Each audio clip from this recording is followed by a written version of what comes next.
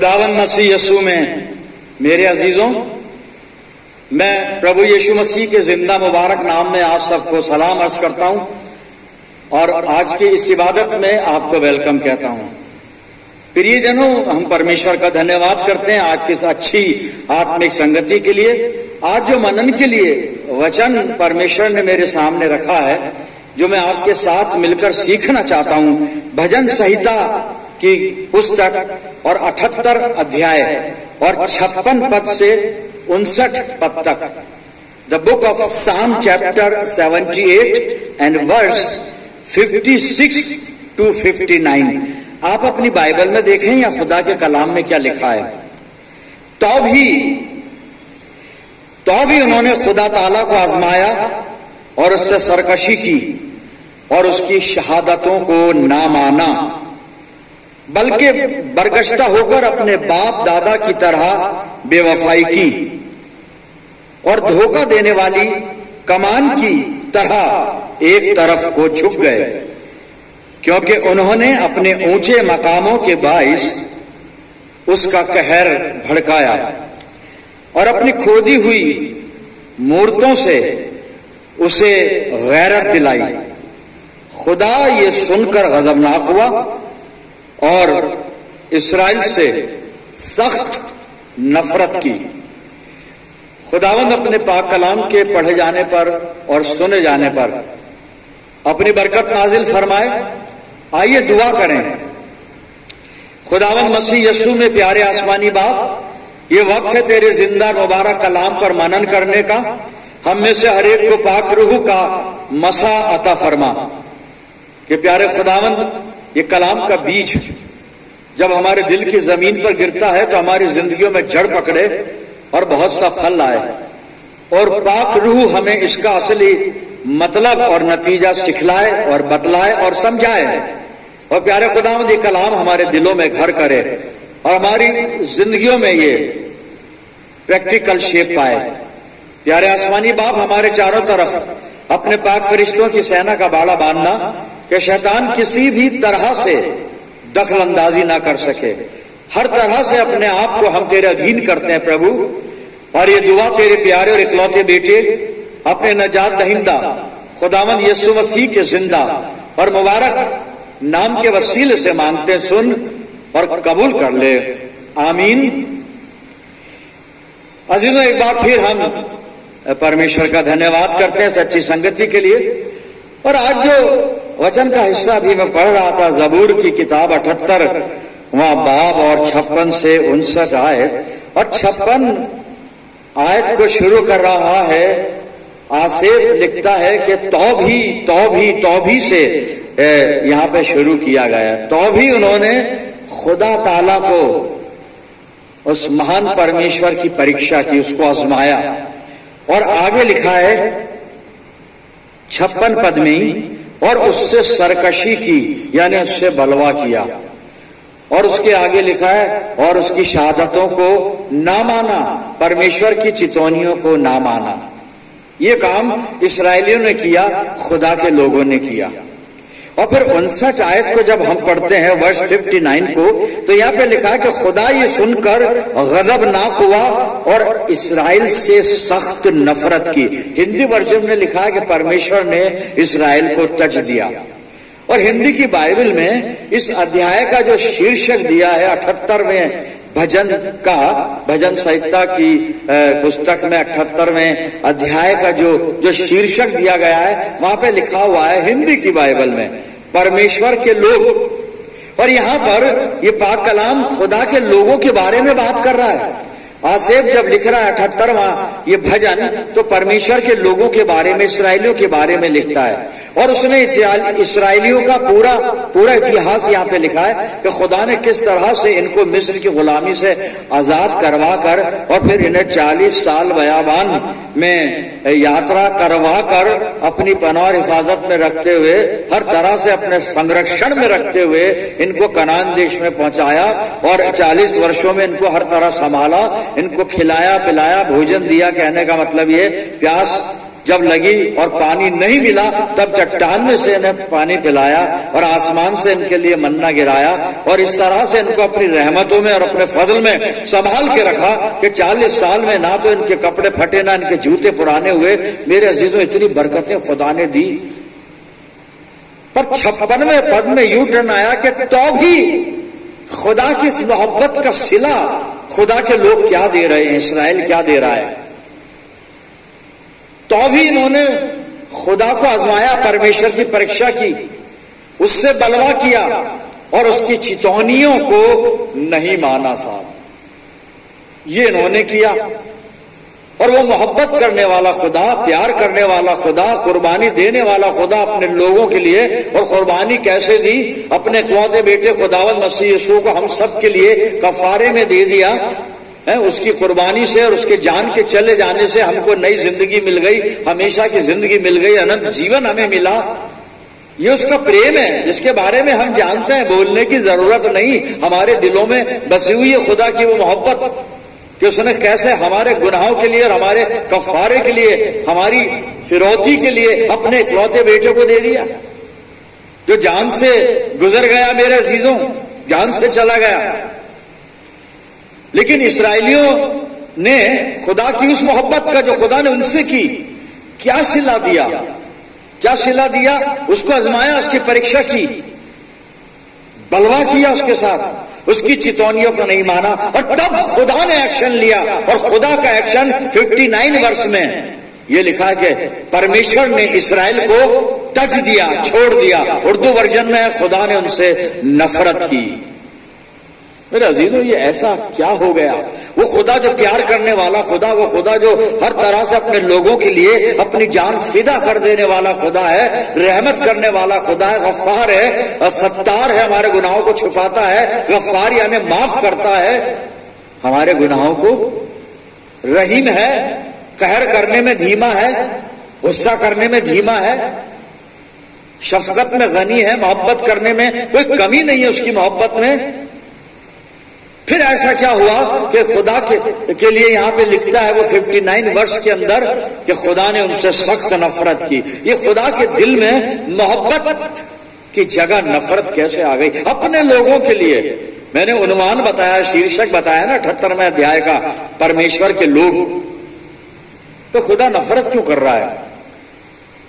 Hindi version में परमेश्वर ने उनको तज दिया, छोड़ दिया उनको। क्यों ऐसा हुआ मेरे अजीजों? और वो इसलिए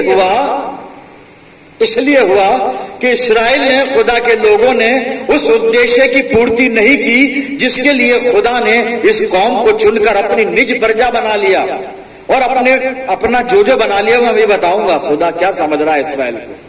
मेरे अजीजों, पहले इस्राएल के बारे में थोड़ी सी बात बता दूं मैं आपको। इस्राएल ये याकूब का नाम है जो खुदा ने दिया याकूब को, और इस्राएल का मतलब होता है जिस पर ना इंसान ना खुदा प्रबल हुआ। ये बाइबल बता रही है, और मैं हवाला देता हूं, आप नोट कर लें और बाद में घर जाके इसको पढ़िएगा। उत्पत्ति की पुस्तक है और 32 अध्याय है और 26 से 28 पद है। वहां पर ये याकूब को दिया नाम इस्राएल। फिर ये इस्राएल का एक और मतलब है जो डिक्शनरी बतला रही है बाइबल की। ये तो है ही जो बाइबल में लिखा है, मतलब इस्राएल का एक और शहजादा है साहब वो। जी हाँ, खुदा का प्यारा है। और खुदा का प्यारा इतना है, यिर्मयाह 31 और 9 पद में खुदा कह रहा है इस्राएल मेरा जेठा है, यानी मेरा पहलौठा है। पहलौठा मान लिया, पहलौठा इस्राएल, और उसके बाद की संतान हम, ले पालक पुत्र और पुत्रियां, इसलिए पहलौठा कहा गया इसको। यह है इस्राएलियों की तारीफ, उनकी पहचान मेरे अजीजों। फिर इस्राएलियों पर जो कर्म खुदा ने किया है कि खुदा ने इन्हें आजाद कराया मिस्री गुलामी से, जो मैं कह आया हूं लेकिन आपकी याद दहानी के लिए बोल रहा हूं कि खुदा इनके साथ साथ चला बयाबान में, इनके साथ रहता था दिन में रात में, और कैसे दिन में बादल का खंभा बनकर इन पर साया करता था, धूप इनको परेशान ना करे, रात में रोशनी का खंभा बनकर इनके आगे आगे चलता था कि अंधेरे में भी चल सकें, रात में भी चल सकें, अपना सफर पूरा कर सकें। फिर इनको बयाबान में खाना दिया, और खाना कौन सा जो इंसान कभी खा नहीं सकता आज का इंसान, मन्ना जो आसमान से आता था साहब, वो खाना दिया। जब ये प्यासे हुए, पानी नहीं मिला इनको, खुदा ने चट्टान में से इनके लिए पानी निकाला। खुदा हर तरह से इनकी रहनुमाई फरमा रहा है, इन पे फजल कर रहा है, इनको हर तरह से अपनी बरकतों में रखे हुए, अपनी रहमतों में महफूज कर रखा है। जंगल बयामान में इनकी हिफाजत की, जंगली जानवरों से, डाकुओं से, लुटेरों से, दुश्मनों से, हर तरह से खुदा इनको प्यार पर प्यार कर रहा है इनको मेरे अजीजों। उसके बावजूद भी ये कौम परमेश्वर के प्रति बेवफाई कर रही है। इस कौम ने उस उद्देश्य की पूर्ति नहीं की जिसके लिए खुदा ने इन्हें चुना था, इन्हें बुलाया था, इनको कॉल किया था। वो उद्देश्य क्या था वो मैं बाइबल में से बता रहा हूं। और मैंने व्यवस्था विवरण की पुस्तक खोल लिए और 10 अध्याय और उसके मैं 10 अध्याय के मेरे अजीजों और इसके 12वें पद को मैं पढ़ रहा हूं, सुनिएगा। व्यवस्था विवरण 10 और 12। उद्देश्य, खुदा ने इनको एक उद्देश्य दिया था, क्या था सुनिएगा। और मैंने इसको कई बार पढ़ा भी है लेकिन रेलेवेंट है इसलिए पढ़ रहा हूं। और अब हे इस्राएल, तेरा परमेश्वर यहोवा तुझसे इसके सिवाय और क्या चाहता है कि तू अपने परमेश्वर यहोवा का भय माने। पहला उद्देश्य खुदा का खौफ, इसके बारे में बता चुका हूं, समझा चुका हूं। और उसके सारे मार्गों पर चले। दूसरा उद्देश्य उसकी आज्ञाओं का पालन करे, यही तो मार्ग है उसके। उससे प्रेम रखे, तीसरा उद्देश्य। और अपने पूरे मन और अपने सारे प्राण से उसकी सेवा करे, चौथा उद्देश्य। 4 उद्देश्य मेरे अजीज। और जो ये आखिरी उद्देश्य है ना कि सारे मन और सारे प्राण से उसकी सेवा करे, ये मैंने हिंदी की बाइबल में से पढ़ा है, लेकिन जब उर्दू की बाइबल में पढ़ता हूं तो वहां पे सेवा करे ये नहीं लिखा है। वहां पे लिखा है कि अपने सारे मन सारे प्राण से उसकी खुदा की बंदगी करे, इबादत करे, उसकी उपासना करे। ये उद्देश्य है साहब। लेकिन इसराइलियों ने, इस कौम ने, इन लोगों ने जिनके बारे में आसेफ 78 भजन में लिख रहा है, इन्होंने उस उद्देश्य की पूर्ति नहीं की और उसका अंजाम ये हुआ खुदा ने इसराइल को तज दिया, छोड़ दिया। उर्दू में तो लिखा है कि सख्त नफरत की। अब खुदा को नफरत हो गई अपने लोगों से। क्यों हो गई? क्योंकि उसके लोग उद्देश्य की पूर्ति नहीं कर रहे हैं कि जिस उद्देश्य के लिए परमेश्वर ने उनको चुनकर अपने वंश में शामिल किया, अपनी प्रजा में शामिल किया, अपना पहलौठा कह दिया, अपनी संतान कह दिया, अपना बेटा बेटी कह दिया, अपने लोग कह दिया।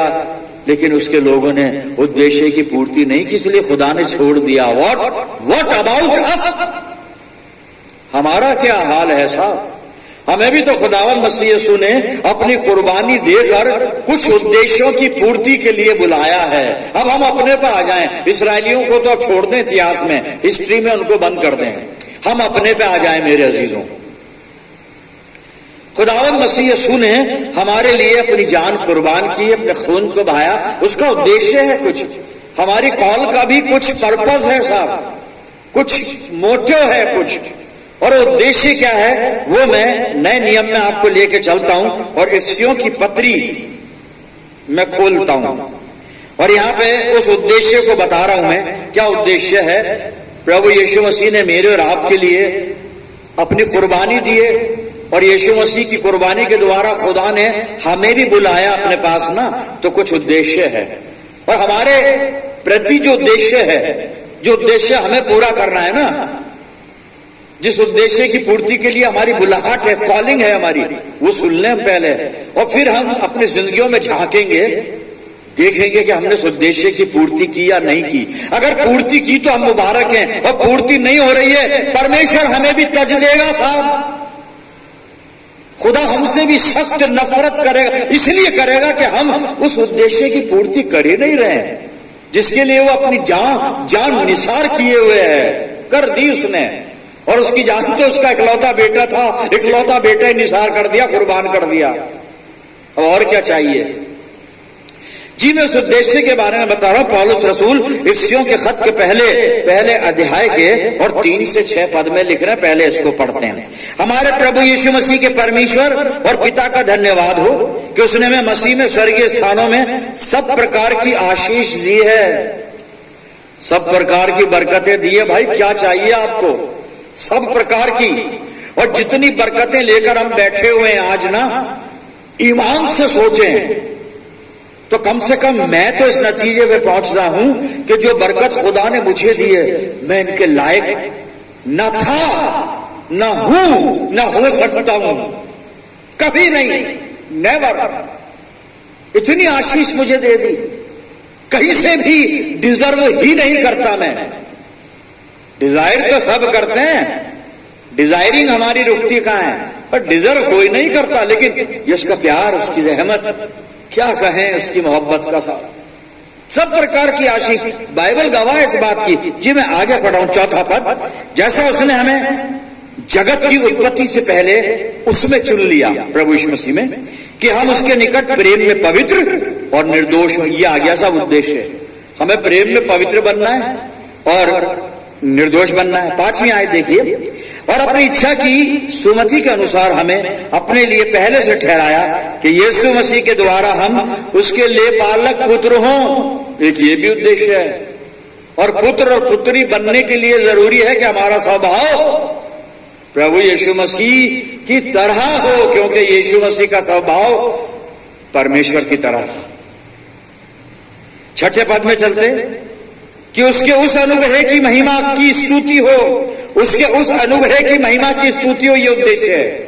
उसके उस अनुग्रह की महिमा की स्तुति हो जिसे उसने हमें उस प्यारे में, यीशु मसीह में सेंट में फ्री ऑफ कॉस्ट दे दिया था। ये उद्देश्य है हमारी बुलाहट का। इस्राएलियों की बुलाहट का उद्देश्य देखा, उन्होंने उद्देश्य की पूर्ति नहीं की, उनका अंजाम देखा, उनका एंड देखा, उनका हश्र देखा, और उनका एंड, उनका अंजाम जो है वो अभी हम देखते हैं। नए नियम में से क्या हुआ था, इससे पहले कि मैं और आपको बताऊं कि और क्या क्या उद्देश्य हैं। जी 1 कोरिन्थियों 10 अध्याय पहले पद से पौलुस लिख रहा है, कलीसिया को बता रहा है अपने बुजुर्गों के बारे में, इसराइलियों के इतिहास के बारे में, और उनके उसी बात के बारे में जो हम 78 भजन में पढ़ रहे हैं ना। 3-4 पदों में पौलुस ने इस भजन संहिता 78 को वहां पे लिख दिया, और कहता खुदा उनके साथ चलता था और उन्होंने उस चट्टान से पानी पिया। 1 कोरिन्थियों 10 अध्याय और 3, 4, 5 पद ये मैं बता रहा हूं। इसराइलियों ने जंगल में चट्टान से पानी किया। पौलुस लिखता है एक बड़े भेद की बात, कि उन्होंने उस चट्टान से पानी पिया जो उनके साथ चलती थी। चट्टान चलती थी, समझना पड़ेगा, ईमान में आना पड़ेगा, होश में आना पड़ेगा। खुदा को पाने के लिए आपे में आना पड़ता है साहब। आपे में जब तक नहीं आएंगे खुदा के पास जा नहीं सकते। तो पौलुस रसूल लिखते हैं कि वो चट्टान उनके साथ चलती थी, और वो चट्टान कौन था? लोग जवाब दे रहे हैं, मसीह, यीशु मसीह साहब। वो चट्टान यीशु मसीह, क्योंकि वहां लिखा है, बाइबल ना पढ़िएगा, इतना सब कुछ था। बड़े प्लस पॉइंट है ये इसराइलियों के लिए, बड़ी तारीफ है उनकी, बड़ी खूबी है, खुदा का रहमो करम उन पर बरस रहा है। लेकिन 56 पद में यू टर्न आया ना, कि तो भी उन्होंने परमेश्वर की परीक्षा की। अब यह पौलुस भी यू टर्न ले रहा है, और 1 कोरिन्थियों 10 और 7-5 पद में लिखा है, परंतु फिर भी उनमें से अधिकांश से परमेश्वर प्रसन्न नहीं हुआ, वो जंगल में मरकर ढेर हो गए।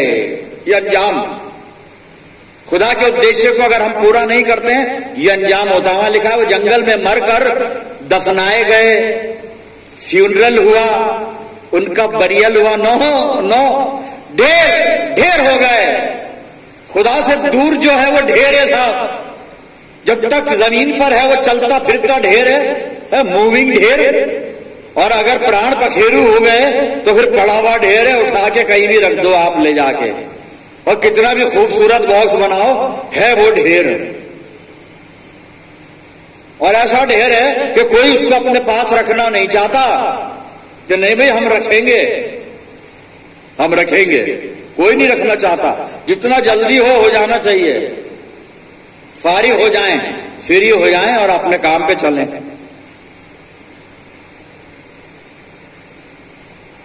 हम उद्देश्य की बात कर रहे थे। और इफ्सियों के खत के पहले अध्याय के 3 से 6 पद मैंने पढ़े सर। मैं 12 आयत पढ़ रहा हूं। और उद्देश्य है, हमारी बुलाहट का उद्देश्य है, और भी उद्देश्य है कि हम जिन्होंने पहले से मसीह पर आशा रखी थी उसकी महिमा की स्तुति के कारण हो। हम यीशु मसीह को महिमा पहुंचाएं अपनी जिंदगी से, अपने कामों से, अपने व्यवहार से, अपने आचरण से, अपने चाल चलन से, अपनी गवाही से। ये गवाही लफाजी ना हो, शब्दों की ना हो, प्रैक्टिकल हो साहब, प्रैक्टिकल हो। जी आगे मैं आपको लेके चलता हूं और इफ्सियों में ही हूं, मैं इफ्सियों की पत्री में। और अब इफ्सियों 2 अध्याय और 10 पद देखिए क्या लिखा है वहां पे। एक और उद्देश्य है मेरी और आपकी बुलाहट का। हमें परमेश्वर ने चुना, उसका मकसद है भाई, उस मकसद को पूरा करें। पूरा करते हैं तो मुबारक है, नहीं हम भी ढेर होने वाले हैं। ढेर नहीं बनना है हमें। जी सुनिएगा इफ्सियों 2 और उसका 10 पद। क्योंकि हम उसके बनाए हुए हैं और मसीह यीशु में उन भले कामों के लिए सृजे गए जिन्हें परमेश्वर ने पहले से हमारे करने के लिए तैयार किया। मेरे अजीजों, भले काम। अब अपनी हालत पे गौर कर लें थोड़ी देर, सरमन पूरा होने वाला है। क्या मेरी जिंदगी से वो उद्देश्य पूरा हुआ जिसके लिए खुदा बाप ने और मसीह यीशु ने मुझे बुलाया? उद्देश्य पूरा होने की बात कह रहा हूं। मैंने कितने सरमन दिए वो नहीं, ये तो मेरा मिशन है जो मुझे सौंपा गया, वो कर रहा हूं मैं।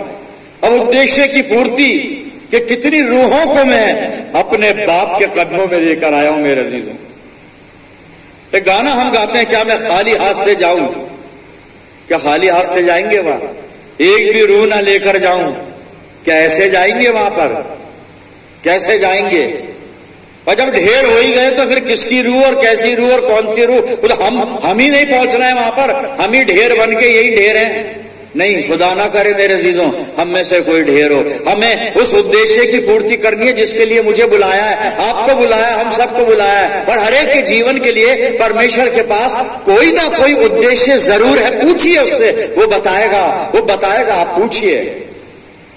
हम अपनी जिंदगी के उद्देश्यों की पूर्ति में ना लग जाएं, ना खो जाएं साहब। मुझे ये करना है, मुझे वो करना है, मुझे ऐसा करना है। वो तो सब चलता रहता है, दुनियादारी की बातें हैं। लेकिन उस मकसद को भी पहचाने कि जिसके लिए हमें बुलाया गया है, जिसके लिए हमें चुना गया है। मेरे अजीजों, कहीं ऐसा ना हो हमारा अंजाम यानी आखिबत एंड आखिर इस्राएलियों जैसा ना हो। पौलुस लिख रहा है कि तो भी खुदा उनमें से अधिकांश से खुश नहीं था और वो सब मर के जंगल में ढेर हो गए। 1 कोरिन्थियों 10:5 नोट करना इसको, 3 वर्ष है ये। मेरे अजीजों जी, करना क्या है? अब मैं आखिरी में आपको लेके चलता हूं कि हमको करना क्या है, क्या करना है। और अगर नहीं करते हैं तो एक वार्निंग भी है। अगर हम उद्देश्य की पूर्ति नहीं करते हैं तो एक वार्निंग है साहब। पढ़ूंगा नहीं मैं, आप नोट करें और घर बाद में पढ़िएगा। और वार्निंग है इब्रानियों 10:28 और 29। इब्रानियों 10:28 और 29। जी अब करना क्या है कि ताकि हम हर तरह से खुदा को खुश करें और वो हमसे खुश हो जाए। ऐसा ना हो कि कहीं वो इस्राएलियों के साथ जो हुआ था ना, वहां लिखा खुदा ने उनसे सख्त नफरत की। हिंदी वर्जन में है खुदा ने, परमेश्वर ने इस्राएल को तज दिया। खुदा हमें ना तजे। अगर वो तज देगा तो हमारा कोई भी नहीं है साहब यहाँ पे।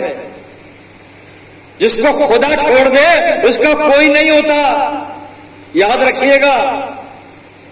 मत डिपेंड करिएगा आप अपने ऊपर, अपने परिवार के ऊपर, अपने अजीजों के ऊपर, अपने मित्रों के ऊपर, इवन अपने पासबान के ऊपर, किसी पे नहीं। मलाऊन है वो शख्स जो इंसान पर भरोसा करता है। बाइबल कलाम कहती है साहब, भरोसा एक ही पे करना है, एतकाद एक ही पे रखना है। जी अब करना क्या? गलातियों की पत्री मैंने खोल लिए और उसका 5 अध्याय और इसका मैं 16वां पद पढ़ रहा हूं। कुछ कह रहा है पौलुस, खुदा हमसे खुश रहे, हमें ना छोड़े, इसके लिए करना क्या है? क्या करना है? देखिए जी, गलातियों की पत्री 5 अध्याय और 16 पद सुनिएगा।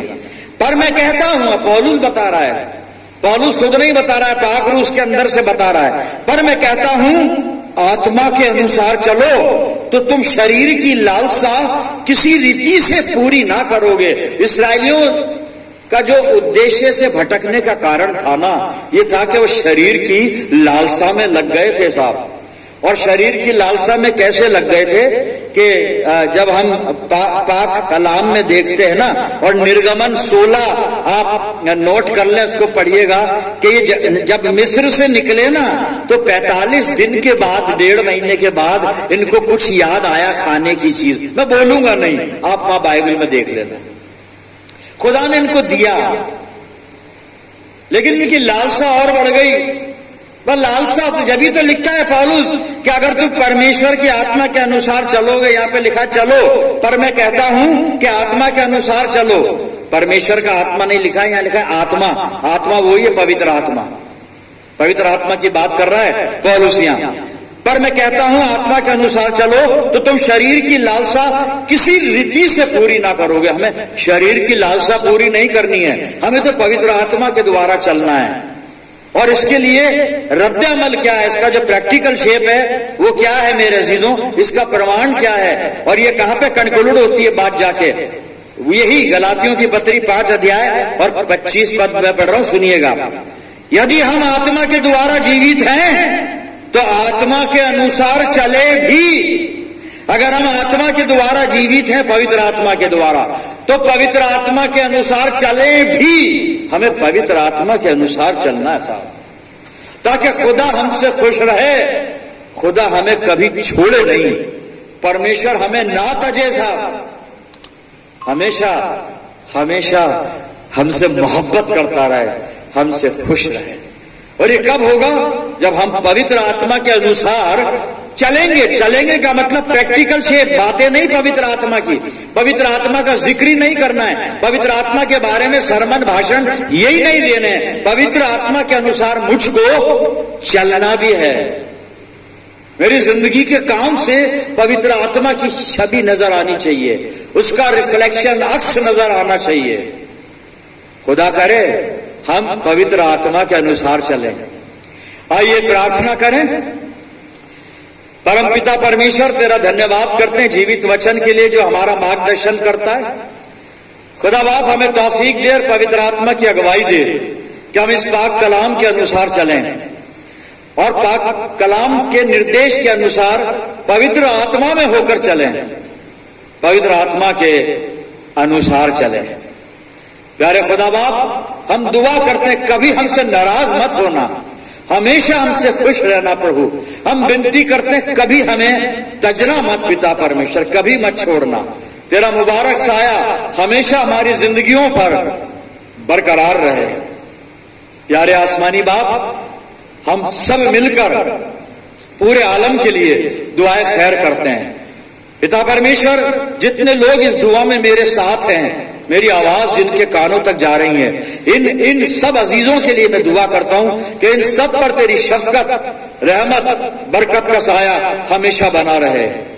पिता परमेश्वर, सारी बातों में अपनी जिंदगियों को हम तेरे अधिकार में देते हैं और ये दुआ तेरे प्यारे इकलौते बेटे अपने उद्धार करता प्रभु यीशु मसीह के जिंदा और मुबारक नाम के वसीले से मांगते हैं, सुन और कबूल कर ले, आमीन। अब हमारे खुदावन मसीह यीशु का फजल, खुदा बाप की मोहब्बत, पाक रूह की रिफाकत और शिराकत हम सब के साथ, तमाम ईमानदारों के साथ, हमारी सब कलीसियाओं के साथ अब से लेकर हमेशा तक होती रहे, आमीन।